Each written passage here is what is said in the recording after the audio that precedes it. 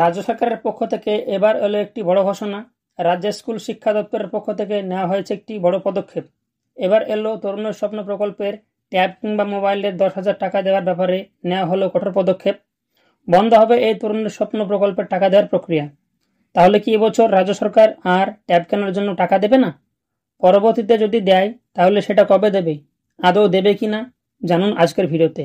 Hello বন্ধুরা, আপনারা দেখছেন WB Tech 2.0 ইউটিউব চ্যানেল। তো বন্ধুরা, আজকের ভিডিওটা অনেক ইনফরমেটিভ হতে চলেছে, সুতরাং আপনাদের কাছে অনুরোধ ভিডিওটা একটু স্কিপ না করে সম্পূর্ণটা দেখবেন।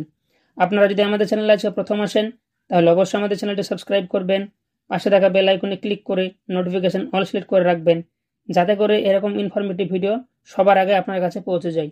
তো আর দেরি না করে চলুন আজকের ভিডিওটা স্টার্ট করা যাক।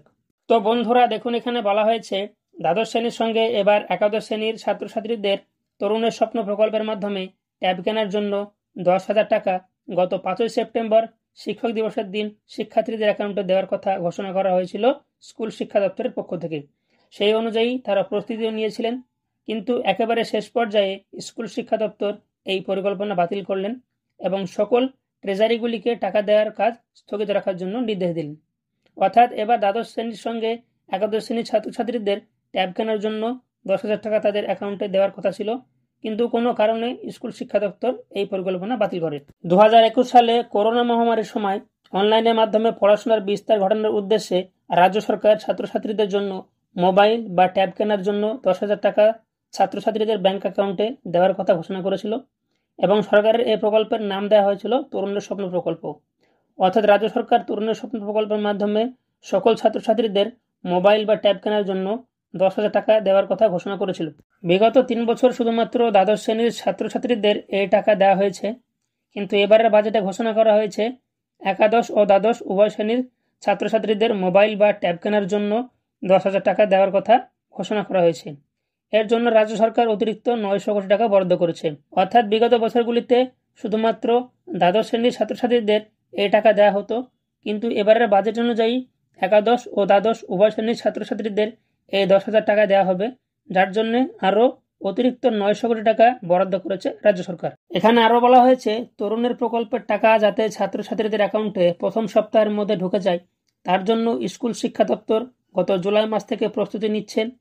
রাজ্যের সমস্ত জেলার মোট 87টি ট্রেজারির অ্যাকাউন্টে এই তরুণের স্বপ্ন প্রকল্পের জন্য সর্বমোট 1,333 কোটি 57,90,000 টাকা বরাদ্দ করা হয়েছিল।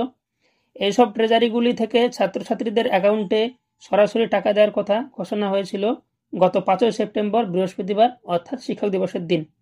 অর্থাৎ এই প্রকল্পে সকল ছাত্রছাত্রীদের টাকা প্রদানের জন্য গত জুলাই মাস থেকে প্রস্তুতি চলছে এবং রাজ্যের 87টি ট্রেজারির অ্যাকাউন্টে 1,333 কোটি 57,90,000 টাকা বরাদ্দ করা হয়েছে ছাত্রছাত্রীদের দেওয়ার জন্য। কিন্তু শেষ পর্যন্ত এসে স্কুল দপ্তর সমস্ত ট্রেজারিগুলিকে নির্দেশ দেন যে তরুণের স্বপ্ন প্রকল্পের টাকা বর্তমানে স্থগিত রাখা হোক। তো এখন প্রশ্ন হচ্ছে, কি কারণে স্থগিত রাখা হয়েছে টাকা দেওয়ার প্রক্রিয়া? তো দেখুন, এখানে বলা হয়েছে ঠিক কী কারণে ছাত্রছাত্রীদের এই তরুণের স্বপ্ন প্রকল্পের টাকা গত 5ই সেপ্টেম্বর অর্থাৎ শিক্ষক দিবসের দিন দেওয়ার সিদ্ধান্ত স্থগিত রাখা হলো, এই ব্যাপারে অফিসিয়াল বিজ্ঞপ্তিতে স্পষ্টভাবে কোনো কিছু জানানো হয়নি। তবে শিক্ষা দপ্তরের মতে কিছু প্রশাসনিক কারণে টাকা দেওয়ার এই প্রক্রিয়া বর্তমানে স্থগিত রাখা হচ্ছে। অর্থাৎ এই তরুণের স্বপ্ন প্রকল্পের টাকা দেওয়া বন্ধের কোনো প্রত্যক্ষ কারণ জানা না গেলেও শিক্ষা দপ্তরের মতে প্রশাসনিক কারণে বর্তমানে এই প্রকল্পের টাকা দেওয়া বন্ধ রাখা হয়েছে। প্রসঙ্গত জানিয়ে রাখা ভালো, আরজিকর কাণ্ডের জন্য সরকারিভাবে শিক্ষক দিবসের সংবর্ধনা জাঁকজমকভাবে করা হয়নি এবং রাজ্যের স্কুলগুলিতে এবছর আর শিক্ষক দিবস ধুমধাম করে পালন করা হয়নি। পালন করা হয়েছে ছোট করে সচেতনতামূলক কর্মসূচির মাধ্যমে।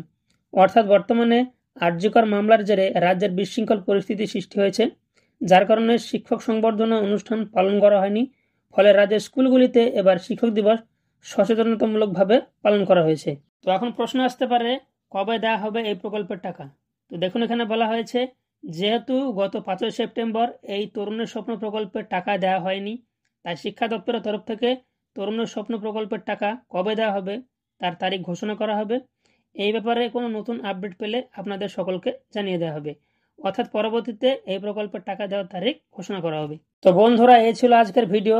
আশা করি আজকের এই ভিডিওর মাধ্যমে সমস্ত বিষয়টা আপনাদের কাছে ক্লিয়ার হয়েছে যে কেন স্থগিত রাখা হয়েছে তরুণের স্বপ্ন প্রকল্পের মাধ্যমে দেওয়া মোবাইল বা ট্যাবের 10,000 টাকা, পরবর্তীতে কবে দেবে মোবাইল অথবা ট্যাবের টাকা, সমস্ত কিছু বিস্তারিত আলোচনা করলাম আজকের ভিডিওতে। তো বন্ধুরা, আমাদের আজকের ভিডিওটা আপনাদের কেমন লাগলো অবশ্যই আমাদের কমেন্টের মাধ্যমে জানাবেন। ভিডিওটি যদি ভালো লাগে তাহলে অবশ্যই ভিডিওটাতে একটি লাইক করবেন। চ্যানেলে যদি নতুন হন তাহলে অবশ্যই চ্যানেলটি সাবস্ক্রাইব করবেন। ভিডিওটি বন্ধুবান্ধবদের সাথে শেয়ার করে তাদেরকেও এই ইনফরমেশনটি দেওয়ার চেষ্টা করবেন। দেখা হচ্ছে আর একটি নতুন ভিডিওতে। ধন্যবাদ।